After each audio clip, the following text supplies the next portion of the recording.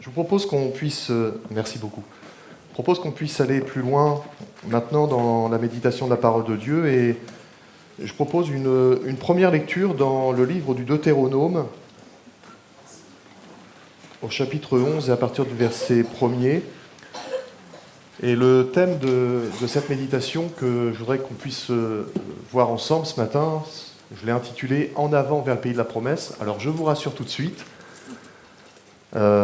je n'ai pas écouté le message de la semaine dernière qui a été apporté par notre frère Victor Durand, dont le thème était aussi « En avant ».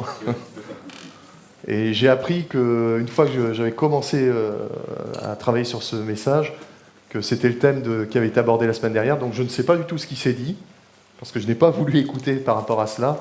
Donc ne soyez pas étonnés si peut-être il y a des choses qui sont similaires, mais je crois que si Dieu conduit de cette manière, c'est qu'il y a des choses certainement à nous dire.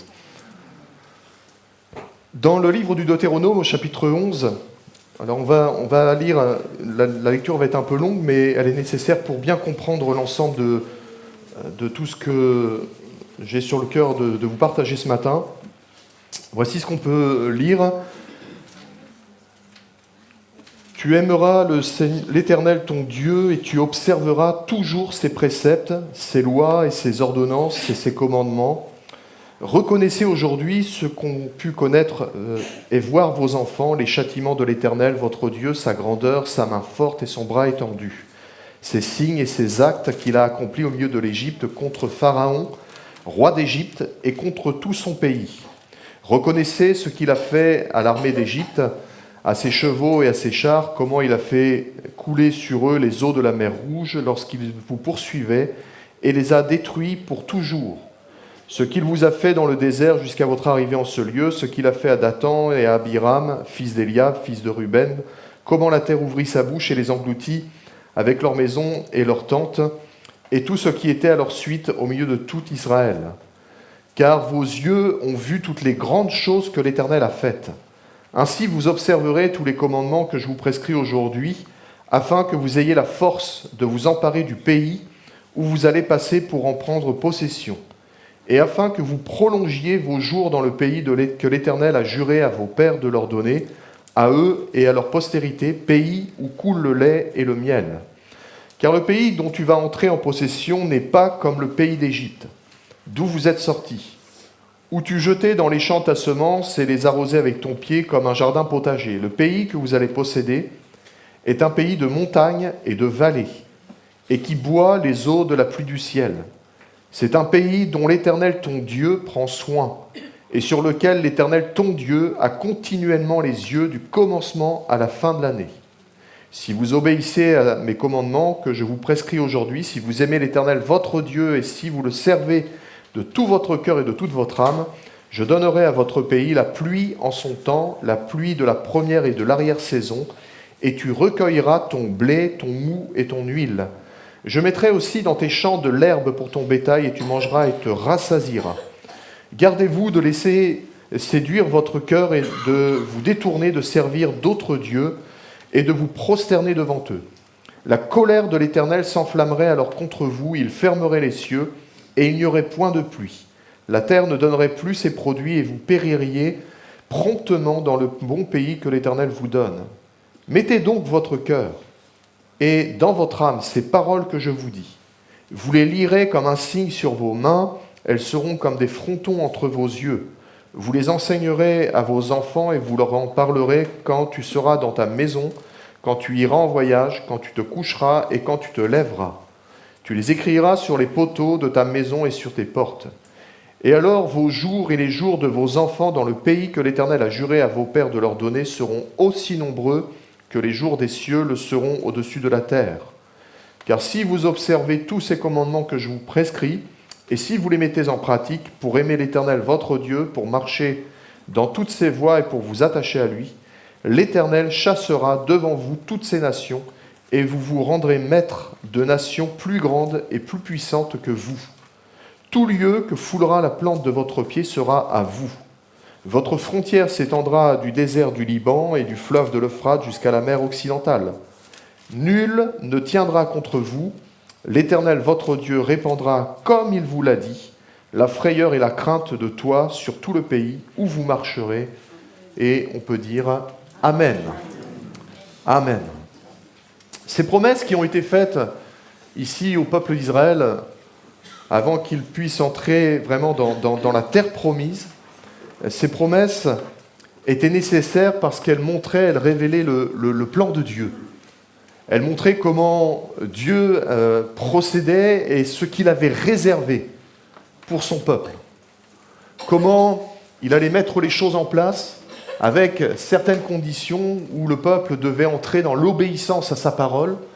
Et Dieu leur dira que s'ils entraient dans cette obéissance, eh bien, ils verraient la gloire de Dieu se manifester en ouvrant devant eux les portes du pays où Dieu les attendait. Et en entrant dans ce pays, eh bien, ils verraient de grandes et glorieuses choses. Et les promesses que Dieu leur a données à ce moment-là, finalement, Dieu voulait leur montrer que ces choses-là étaient déjà établies devant lui. Ce n'était pas simplement des paroles avec peut-être que cela peut se produire. Pour Dieu, c'était déjà accompli. C'était quelque chose que Dieu leur avait réservé. C'était vraiment un héritage qui était là pour eux. Et il fallait qu'Israël puisse pleinement s'investir dans cet héritage. Mon frère, ma sœur, nous devons bien comprendre que quand Dieu promet quelque chose, quand Dieu nous promet des bénédictions, des grâces, nous promet des choses dans lesquelles il veut que l'on entre pour les vivre, Dieu attend de chacun d'entre nous que nous puissions entrer pleinement dans ce qu'il a promis. Parce que les choses que Dieu a promis ne peuvent se réaliser qu'à partir du moment où vous et moi, nous entrons aussi derrière Dieu dans ces choses. Dieu, je le crois, a pour chacun d'entre nous, pour chaque assemblée, pour chaque croyant, une destinée, des plans, des projets qu'il a établis de toute éternité. Amen. Dieu n'est pas pris au dépourvu. Une fois, je me souviens, j'étais dans la rue en train de faire de témoigner, et je ne sais pas pourquoi, mais j'attirais les témoins de Jéhovah. À chaque fois, je tombais sur eux. Et là, j'étais tombé sur un des responsables des témoins de Jéhovah de Rouen. Et on est venu à parler, mais c'est compliqué avec eux, on est venu à parler à un moment donné du fait que l'homme avait péché à l'origine de notre humanité et de la grâce de Dieu qui avait amené Jésus-Christ pour le sauver. Et il disait, mais finalement, Dieu a été pris au dépourvu, et étant pris au dépourvu devant cette situation, a amené cette grâce d'envoyer Jésus. Et je dis non, Dieu savait très bien que même avant la fondation du monde, même avant que le monde soit créé, il savait très bien que l'homme pécherait. Et le plan du salut était déjà prévu de toute éternité. Dieu n'est pas pris au dépourvu. Dieu n'est pas là devant nos situations en se disant « mais comment je vais faire ?» Dieu sait déjà ce qu'il va faire. Parce que tout est déjà acté, tout est déjà prévu devant lui. C'est pour ça que, finalement, mon frère, ma sœur, nous n'avons pas à nous inquiéter. Parce que Dieu est celui qui, quand il parle, sait déjà comment les choses vont se passer. Et il pourvoit à tout ce qui va se passer. Cependant, comme Israël, c'est à vous, c'est à moi qu'il appartient d'accepter ce que Dieu nous demande de faire et d'accomplir, mais aussi de désirer. Dieu, finalement, en nous parlant, en amenant ses promesses, veut susciter en nous une soif, un profond désir de voir ce qu'il nous a dit s'accomplir. Et quand on laisse cette soif, ce profond désir s'accomplir dans notre cœur, eh bien finalement, on entre alors dans ce que Dieu veut pour nous. Les promesses divines, je le crois, sont attachées à deux conditions. Il y a tout d'abord l'obéissance à la parole de Dieu. Dieu parle, mais c'est à nous d'y obéir. Et la deuxième condition, c'est la foi que nous allons placer dans cette parole que Dieu nous a donnée. Et cela, quelles que soient les circonstances, quel que soit le temps que cela peut mettre à s'accomplir. On le voit au travers de la parole de Dieu, ne serait-ce que par l'exemple d'Abraham, où Dieu lui a donné une parole à un moment donné dans sa vie, mais il a fallu qu'il attende un certain nombre d'années pour voir cette parole s'accomplir. Et pourtant, il nous est dit de lui qu'il crut à la parole de Dieu. Amen. Et vous et moi, nous sommes appelés à croire à tout ce que Dieu nous dit. Amen. Non pas forcément à ce que les hommes nous disent, parce qu'on sait très bien que les hommes peuvent nous promettre des choses, mais ne sont pas toujours en capacité d'accomplir ce qu'ils disent. Tandis que Dieu est en capacité pleine et entière d'accomplir tout ce qu'il dit. Amen.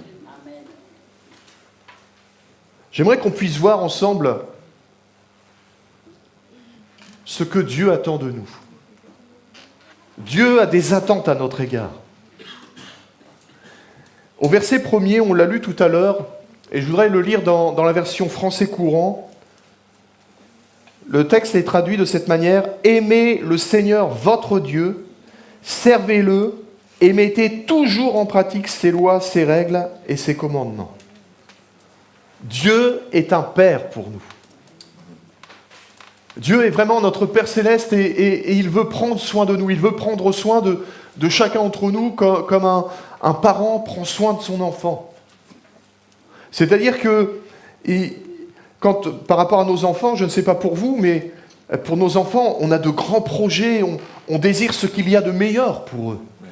Et finalement, on va tout faire pour qu'ils puissent réussir et entrer dans ces projets, non pas forcément ce que nous, on veut leur imposer, mais ce qui va leur permettre de vivre dans une vie épanouie. Et finalement, Dieu est pour nous un Père céleste qui a de grands projets pour nous, qui a de grandes bénédictions. Et il attend aussi de notre part que l'on puisse entrer dans ces choses pour qu'il y ait un résultat de ce qu'il a investi et accompli en nous. Je ne sais pas pour vous, mais moi j'ai souvent du mal à considérer cela, mais il faut qu'on apprenne à le faire de plus en plus. C'est à considérer que le Dieu éternel, le Dieu tout-puissant, qui nous a créés, a choisi d'investir en nous. C'est quelque chose qui dépasse notre intelligence, qui dépasse notre compréhension, mais le Dieu Tout-Puissant a fait le choix d'investir dans des hommes, dans des femmes charnels, pécheurs, mais qu'il veut sauver par grâce pour les transformer à son image. Et ça c'est glorieux, c'est quelque chose qui nous dépasse. Le Père qui est dans le ciel choisit, au travers des enfants que nous sommes, eh bien, d'investir tout ce qu'il a, tout ce qu'il est. Moi, quand je considère cela, je me dis, mais je ne mérite pas cela. Je ne suis pas digne de cela. Et vous savez, ce n'est pas parce qu'on est pasteur qu'on est supérieur aux autres. Même en tant que pasteur, on n'est pas digne de ce que Dieu nous donne. Et pourtant, Dieu nous fait grâce. Et Dieu, quand il nous révèle ses projets, quand il nous révèle ses promesses, il veut investir pleinement et entièrement, il se met entièrement dans ce qu'il fait. Quand il a créé le monde, quand il a créé la terre, quand il nous a créés, quand il t'a créé, mon frère, ma sœur, il a mis tout ce qui était de lui dans cette création. Il n'a pas essayé de dire, je fais un essai avec lui ou avec elle. Non, il a mis tout ce qu'il était, lui, son amour, sa grâce, sa grandeur, sa puissance. C'est pour ça que le psalmiste pourra dire, mais quand je considère ce que je suis un être qui est beau, qui est merveilleux. Parce que Dieu y a mis toute sa grandeur, toute sa puissance. Et c'est extraordinaire de considérer cela. Le Seigneur va donner 3 instructions précises ici, qui ici, elles sont honorées.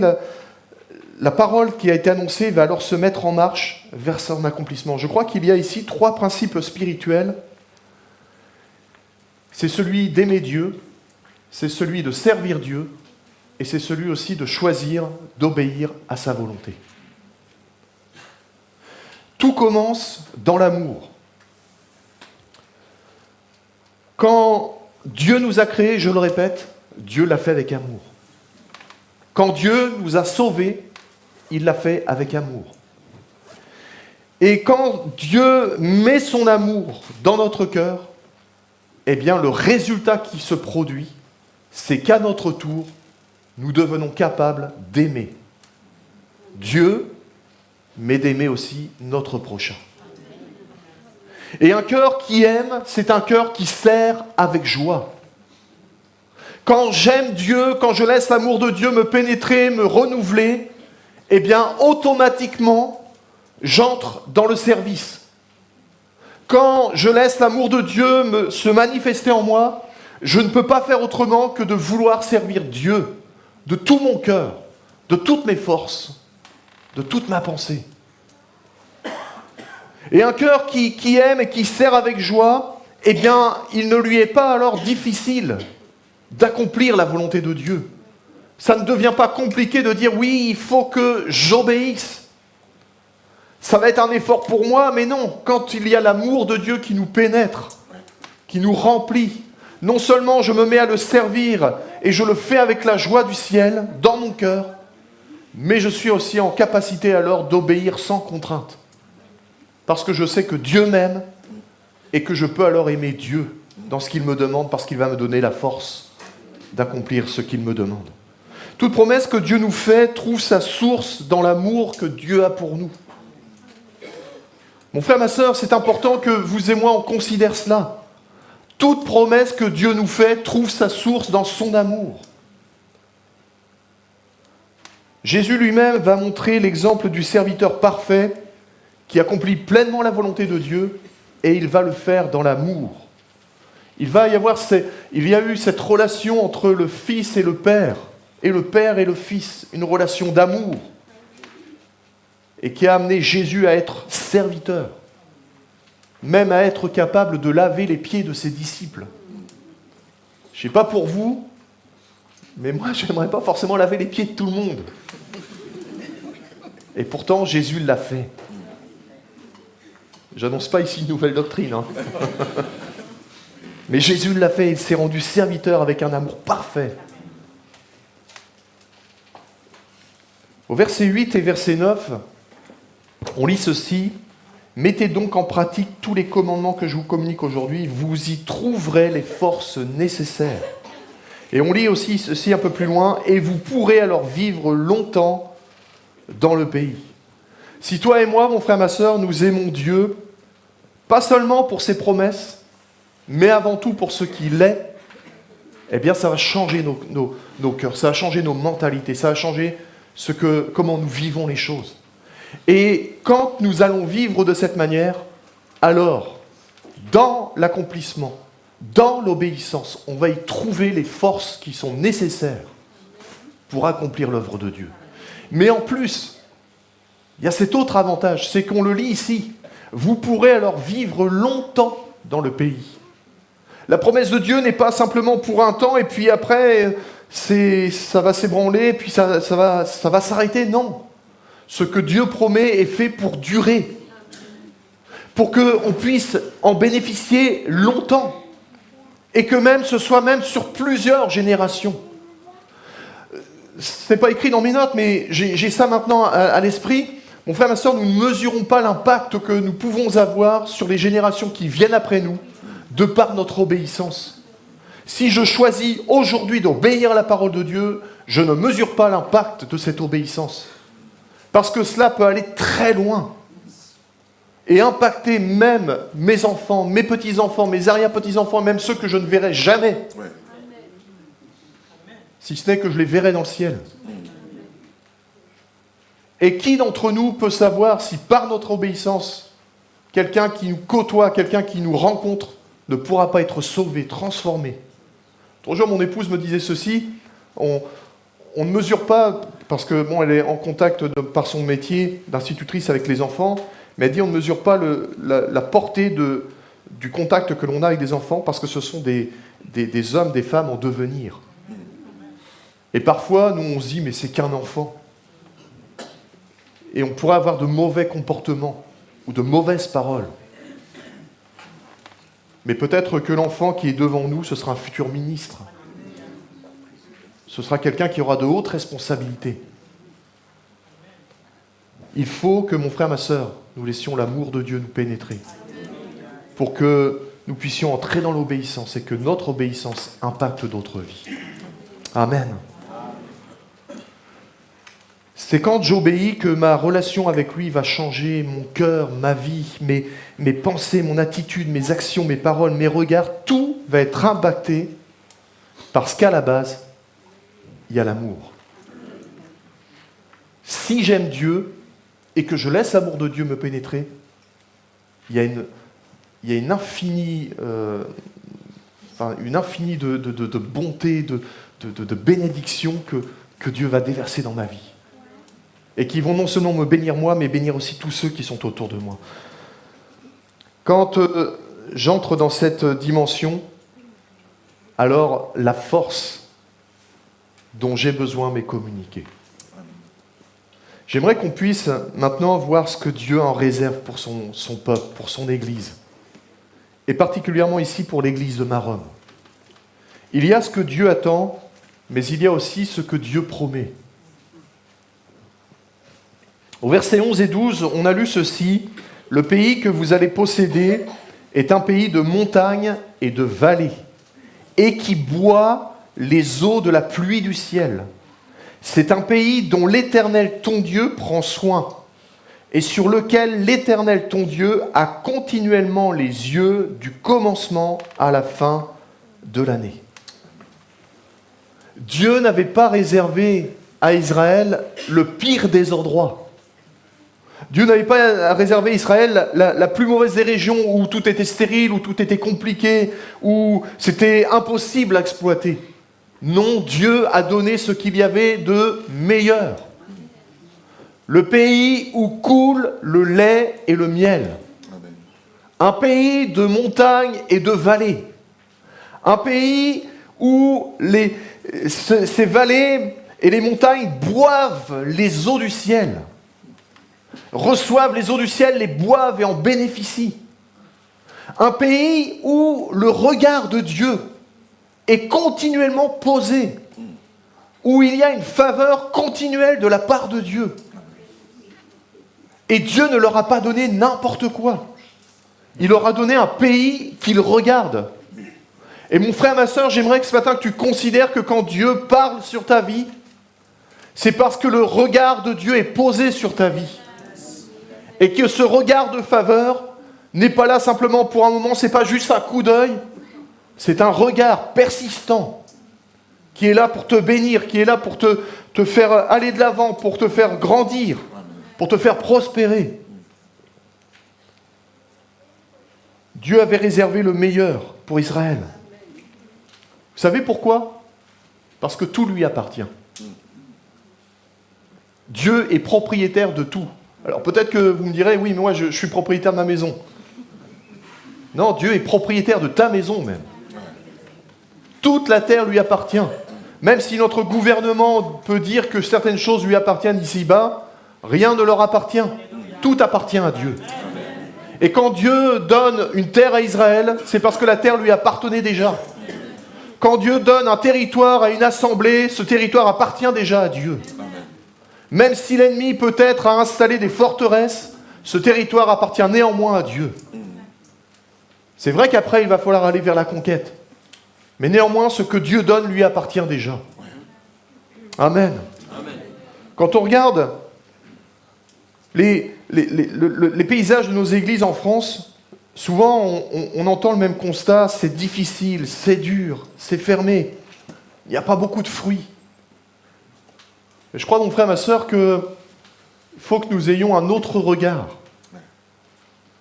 Il faut que nous ayons le même regard que Dieu a.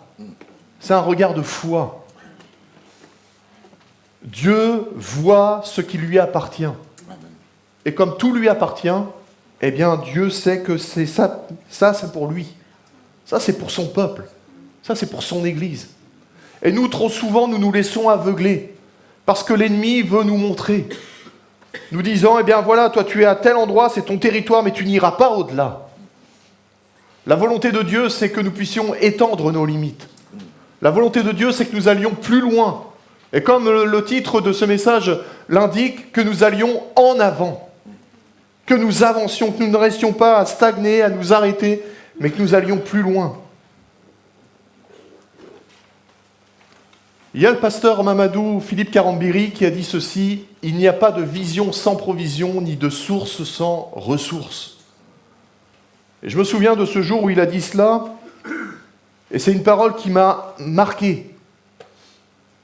Il n'y a pas de vision sans provision, ni de source sans ressources.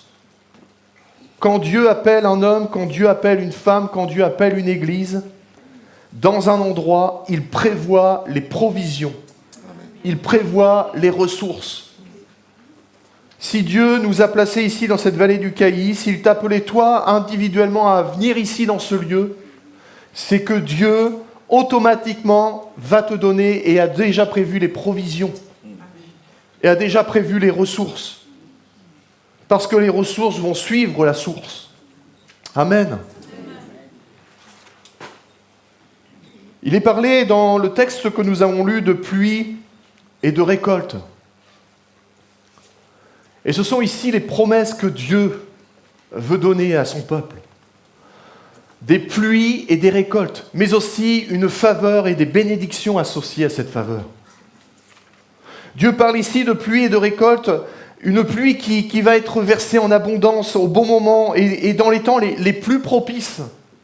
Une pluie qui est vraiment l'image ici de l'onction et de l'action du Saint-Esprit, que Dieu veut déverser en abondance sur chacun d'entre nous et sur son Église en général. Je crois que plus que jamais, notre pays de France a besoin d'une action puissante du Saint-Esprit. Notre région a besoin d'une action puissante du Saint-Esprit. Notre propre vie a besoin plus que jamais d'une action puissante du Saint-Esprit. Les gens qui sont à l'extérieur ont besoin de voir les disciples de Jésus. Ont besoin de voir une église qui resplendit de ce qu'est Jésus au milieu d'elle. Quand les gens nous voient à l'extérieur, ils ne doivent pas voir un ensemble d'hommes et de femmes chrétiens, mais ils doivent voir Jésus au milieu de nous.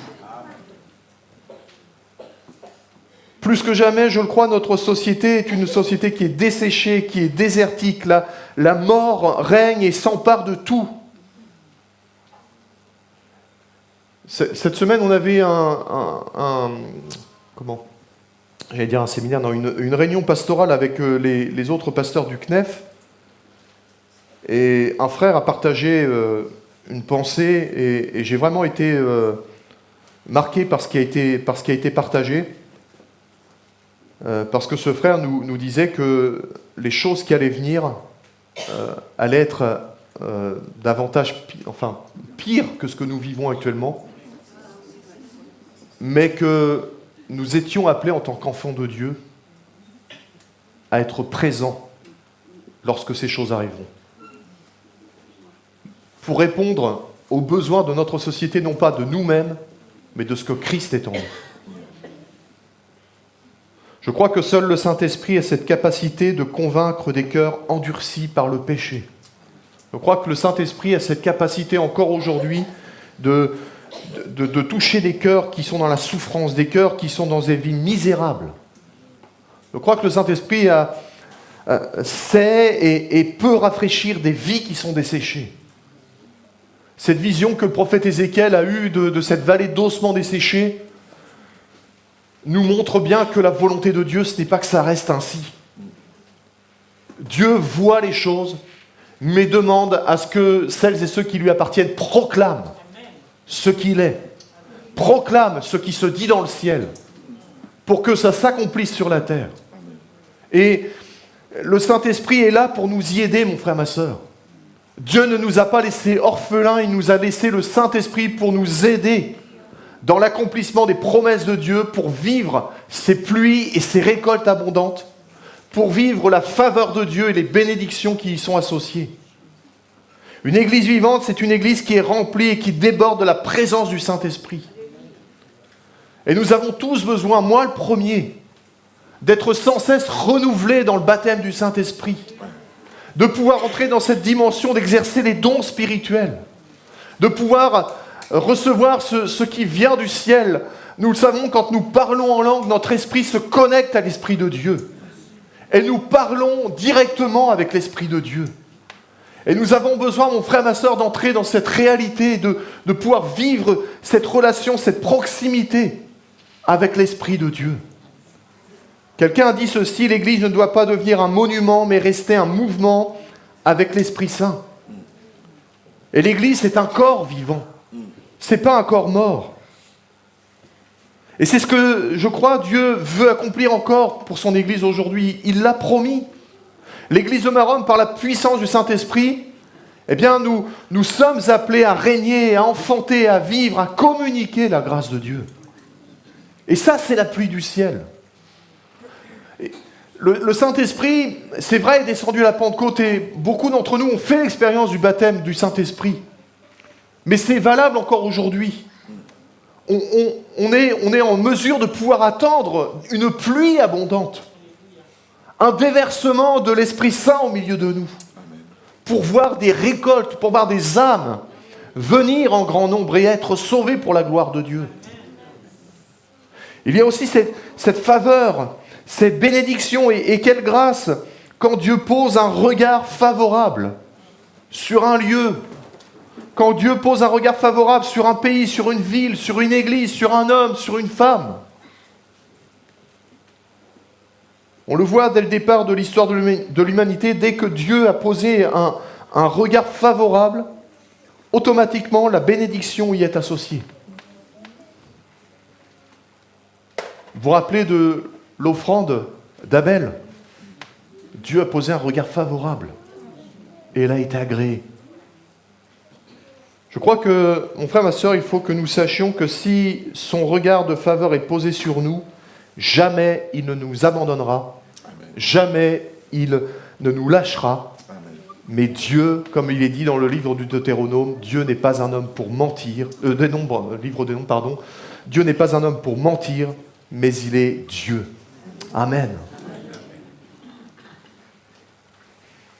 On a lu ce texte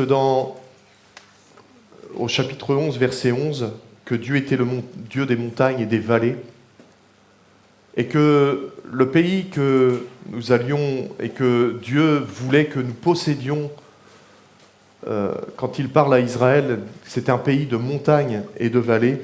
J'aimerais m'attacher maintenant au cœur de ce message avant de terminer, et terminer avec cette parole, je crois, qui est de la part de Dieu pour chacun d'entre nous, mais aussi pour nous tous ensemble.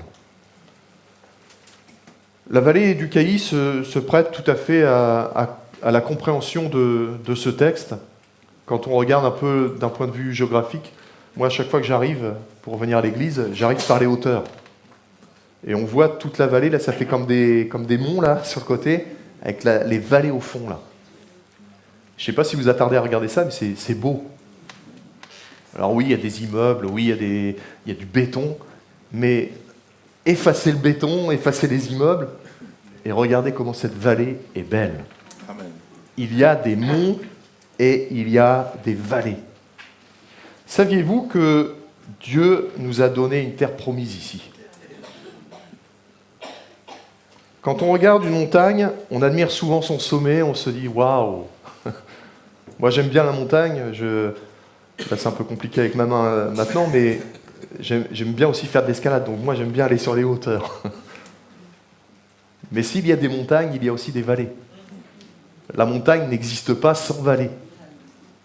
Et ce qui vient de la montagne descend automatiquement vers la vallée. Quand on regarde une montagne, on admire souvent le sommet, mais il faut qu'on réalise qu'il y a aussi les vallées. Et ici, nous sommes dans la vallée du Cailly. Nous nous réjouissons souvent des montagnes spirituelles sur lesquelles nous pouvons monter. Quand on est dans la présence de Dieu, on se dit « Ah Seigneur, qu'est-ce que c'est bon d'être là !» Comme c'est Pierre qui disait ça, je crois. Ouais. Qu'est-ce que c'est bon d'être là! Mais il fallait redescendre. Et quand ils sont redescendus, c'est là qu'il y a eu un démon à chasser, c'est là qu'il y a eu des miracles après qui ont eu lieu, parce qu'on ne peut pas rester toujours sur les montagnes. Et même si Dieu nous attend souvent sur la montagne, même si Dieu, mon frère, ma sœur, t'attend dans ta communion personnelle sur la montagne, dans sa présence, Dieu t'attend aussi dans la vallée. Dieu t'attend aussi là où c'est parfois un peu plus compliqué, là où peut-être le soleil n'apparaît pas toujours dans sa splendeur, mais où néanmoins Dieu est présent aussi. Et je crois que quand Dieu parle ici de cette manière, c'est un pays de montagnes et de vallées. Dieu voulait vraiment montrer à son peuple que quel que soit l'endroit où il sera toujours là. Amen. Il sera toujours présent. Quand on est sur la montagne, tout paraît clair. On voit loin, l'horizon est dégagé. Et d'un point de vue spirituel, ça peut nous amener, même quand on est dans la présence de Dieu, à avoir une clarté, une vision, quelque chose qui est sans obstacle. Mais quand on descend dans la vallée, bien souvent notre champ de vision se rétrécit. Il faut lever la tête pour voir le ciel. Et parfois, ça peut être compliqué. Parce qu'il y a des belles vallées, mais parfois, il y a des vallées, comme on le voit aussi dans la parole de Dieu, des vallées qui sont sombres, obscures, ténébreuses, et dans lesquelles on n'a pas envie d'aller. Mais ce n'est pas, mon frère, ma sœur, parce que nous sommes enfants de Dieu que nous serons toujours sur les sommets. Nous voudrions tout le temps être dans la présence de Dieu, c'est la paix, c'est la joie, c'est le bonheur, c'est la félicité. Dans le ciel, ce sera ça. Mais on sait bien que sur la terre, il y a des moments où on passe par l'épreuve. On passe par la difficulté, on passe par le combat, par la lutte, par les tentations. Il y a des moments où ça fracasse. Il y a des moments où ça fait mal. Et parfois même, en levant les yeux, on ne voit même pas le ciel, c'est des nuages noirs. Et même si on est dans la vallée, ça n'empêche pas Dieu d'être là. S'il y a des montagnes, elles sont aussi accompagnées de vallées, mais Dieu n'est pas que le Dieu des montagnes. Et j'aimerais lire un texte avec vous, où il nous est dit que Dieu est aussi le Dieu des vallées. C'est dans le premier livre des rois, et je vais essayer d'avancer un peu plus vite, je vais juste lire le verset 28. Il nous dit ceci: « Ainsi parle l'Éternel, parce que les Syriens ont dit, l'Éternel est un Dieu des montagnes et non un Dieu des vallées. Je livrerai toute cette grande multitude entre tes mains, et vous saurez que je suis l'Éternel. » En quelque sorte, vous saurez que je ne suis pas simplement le Dieu des montagnes, mais que je suis aussi dans la vallée, et que j'y règne avec autorité. S'il y a promesse, il faut qu'on sache aussi qu'il y aura opposition. Le diable ne laisse pas faire les choses, et il va mettre tout en œuvre pour que la promesse avorte. Mon frère, ma sœur, si Dieu a parlé sur ta vie, ne sois pas surpris d'être confronté à des situations parfois difficiles. Si Dieu a parlé sur l'église de Maromme, ne soyons pas étonnés qu'il y ait des choses qui viennent nous confronter. Parce que le diable ne veut pas que les promesses de Dieu puissent s'accomplir. Et il y aura de l'opposition. Et ici, Israël, dans cet épisode qui nous est révélé dans le premier livre des rois, avait rencontré de l'opposition, et les Syriens disaient « Oui, ils ont remporté une victoire, mais parce qu'ils étaient sur la montagne. Mais emmenons-les dans la vallée. » Et là, on va voir que ce n'est pas forcément la même chose. Et c'est souvent ce que le diable dit à notre égard. Oui, tant qu'il est sur la montagne, tant qu'il est sur la présence de Dieu, je ne peux pas y toucher, mais dans la vallée. Viens avec moi dans la vallée, tu vas voir. Et peut-être que mon frère, ma sœur, c'est ce que tu vis en ce moment. Il y a des moments où c'est la montagne, c'est glorieux, c'est merveilleux, mais dès qu'il faut redescendre dans la vallée, là le diable arrive et il essaie de faire tout ce qu'il peut pour nous fracasser, nous anéantir, nous faire même mourir. Et peut-être même que le diable te dit, comme les Syriens ont dit ici, l'Éternel est un Dieu des montagnes et non un Dieu des vallées. Et c'est un mensonge, mon frère, ma sœur. Le diable te dit, oui, quand tu es avec Dieu dans la prière, tout se passe bien, mais quand tu es dans la difficulté, Dieu est absent. Non, Dieu n'est pas absent. Amen. Et Dieu a dit ici à son peuple, parce qu'ils ont dit cela, eh bien, je vais me révéler avec puissance, je vais livrer cette grande multitude, et vous saurez que je suis l'Éternel. Et le diable a besoin de savoir que Dieu est Dieu. Et que même dans nos vallées, même les pires des vallées, eh bien Dieu se manifeste avec puissance. S'il est aussi le Dieu des montagnes, il est le Dieu des vallées. J'aimerais voir, pour terminer, quelques vallées dans lesquelles Dieu est le Dieu des vallées. Quand Moïse et Josué, je vous ai mis les références parce qu'on ne va pas avoir le temps de les lire, mais si vous avez l'occasion de lire ces passages, lisez-les. Dans le livre de l'Exode, au chapitre 17, versets 8 à 14, on voit Josué qui est dans la vallée, combattant contre Amalek, Moïse sur la montagne, les mains levées, pour intercéder en faveur de Josué, du peuple qui combat. Et il va falloir qu'Aaron et Hur viennent le soutenir pour que l'intercession puisse aller jusqu'au bout et que Israël soit vainqueur. Mais dans la vallée, Josué combattait. Et on voit qu'à chaque fois que Moïse commençait à baisser les bras, l'ennemi était supérieur en force. Mais qu'à chaque fois que les bras étaient relevés, eh bien Josué était vainqueur. Mon frère, ma sœur, dans cette situation, Dieu a été vainqueur parce qu'il était aussi dans la vallée avec Josué. Lorsque David a confronté Goliath dans le premier livre de Samuel, eh bien Saül et Israël étaient sur la montagne, de chaque côté, et les Philistins de l'autre. Mais le vrai combat n'était pas sur la montagne, était dans la vallée, parce que Goliath était dans la vallée. Et le seul qui est descendu dans la vallée, c'est David. Il n'y est pas descendu tout seul. Il est descendu accompagné de l'Éternel des armées, d'accompagné du Dieu Tout-Puissant. Et mon frère, ma sœur, ce matin, on a besoin, vous et moi, parfois de confronter nos Goliaths. Tant que nous restons sur la montagne, eh bien malheureusement, on pense parfois être en sécurité, mais finalement c'est la peur qui nous tient liés. Et on a besoin de confronter nos peurs, de confronter nos géants, non pas en y allant par nous-mêmes, mais en y allant accompagné de celui qui est le Dieu des vallées. Amen. C'est la vérité. Amen. Amen. Et j'aimerais aussi partager encore cette pensée concernant la vallée de Baca, qui nous est révélée dans le psaume 84. La vallée de Baca. Il nous est parlé ici de la vallée des pleurs, de la vallée de la tristesse. Et Dieu dit dans ce psaume qu'une telle vallée, il a la puissance de la transformer Amen. En une vallée où il y a des sources abondantes, Amen. Où il y a des choses qui prennent vie. Et je ne sais pas quelle vallée tu rencontres actuellement, mais j'aimerais que tu considères que celui qui donne la promesse de donner un pays où il y a des montagnes et des vallées est celui qui est le Dieu des montagnes et qu'il est aussi le Dieu des vallées. Dans la vallée de Baca, même s'il y a des pleurs, même s'il y a de la tristesse, mon frère, je ne sais pas ce que tu rencontres actuellement, mais même si tu es dans la vallée de Baca, même si c'est compliqué actuellement, je peux t'assurer que Dieu est là et que Dieu va pourvoir. Il est le Dieu des vallées. Il est celui qui agit avec puissance. Amen. J'aimerais aller vers la fin maintenant.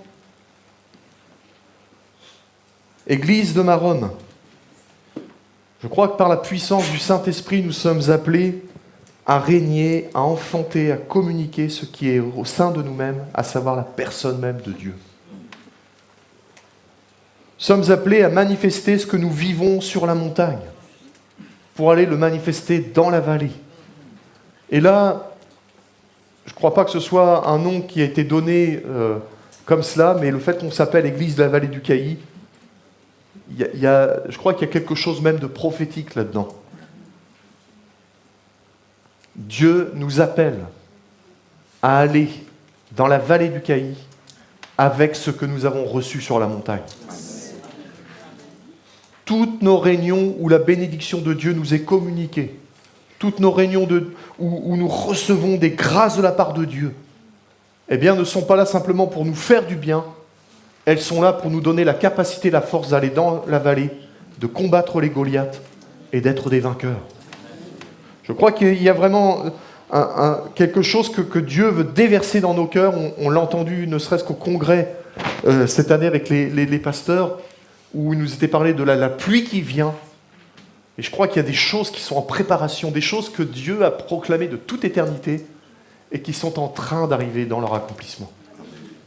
Ce que Dieu attend de nous, c'est que nous croyions à sa parole, c'est que nous entrions dans sa volonté. Et j'aimerais faire un appel ce matin, mais mon frère, ma sœur, es-tu assis ce matin dans une vallée? Peut-être es-tu tombé sous les coups de l'ennemi dans cette vallée. Peut-être es-tu même mort au fond de cette vallée. Ce matin, je voudrais proclamer de la part de Dieu la grandeur, la puissance. On l'a chanté tout à l'heure. Dieu est grand, Dieu est puissant, Dieu est majestueux. J'aimerais proclamer la grandeur de Dieu. Alléluia. Non seulement sur les montagnes, mais j'aimerais le proclamer aussi sur ta vallée, sur ta situation. Et si peut-être tu te trouves dans une telle situation, je vais inviter l'équipe de louange à s'approcher. Si tu te trouves dans une telle situation ce matin, il y a un territoire spirituel qu'il faut conquérir. Et Dieu, je crois, nous appelle tous ce matin à nous lever et à entrer pleinement dans ses promesses, dans ses projets. Dieu a des choses mais extraordinaires dont nous ne mesurons pas la grandeur. Amen. Mais Dieu aimerait tellement qu'on puisse croire ce qu'il nous dit. Oui. Et ce matin, mon frère, ma sœur, si dans ton cœur tu as besoin que Dieu soit le Dieu des vallées, j'aimerais t'encourager ce matin et prier pour toi.